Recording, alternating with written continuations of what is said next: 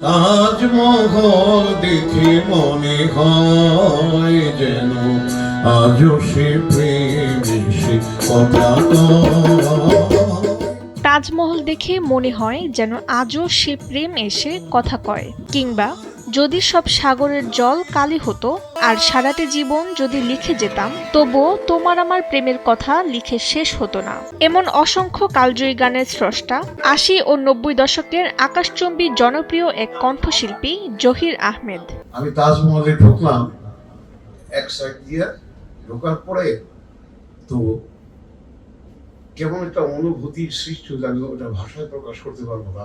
আমি ভাবলাম যে গান লিখি, আস্তে আস্তে গানটা হয়ে গেল।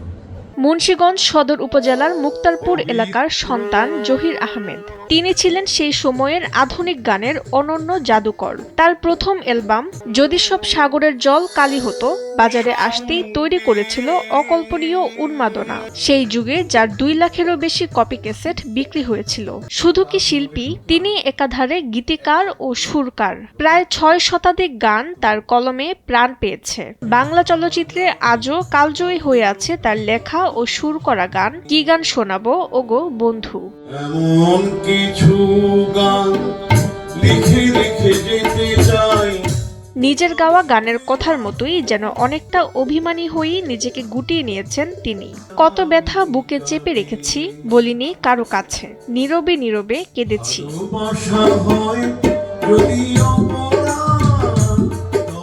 শিল্পী মন তো একটু অভিমানী হবেই, কিন্তু কি সেই অভিমান? কেন তিনি নিজেকে আড়াল করলেন? কোথায় হারিয়ে গেল মহান মুক্তিযুদ্ধের বীর সেনানী এই গানের পাখি?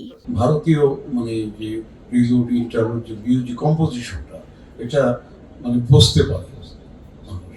এতে করে ওই যে বড়টা গান হিট করার পরে আমি ব্যবসার জড়িত হয়ে গেলাম, আর গেলাম না, যার ফলে মানুষে মনে করতো যে আমি মানে ওপার বাংলার শিল্পী আর আমি মারা গেছি।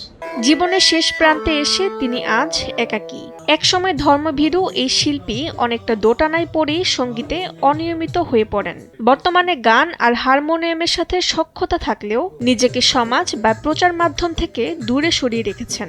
অনুরোধ করব আমাদের বাংলাদেশ তথা আমরা বাংলা ভাষাভাষী যারা আছি, আমরা যেন আমাদের যে মূল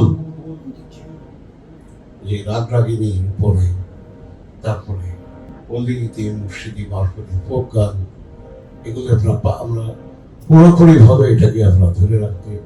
অর্ধ শতাব্দী পার হয়ে গেলেও সঙ্গীত পিপাসু মানুষের হৃদয়ে আজও জহির আহমেদ অমলিন। ভক্তদের মনে প্রশ্ন জাগে, কেমন আছেন প্রিয় সেই শিল্পী, প্রিয় সেই মুক্তিযোদ্ধা?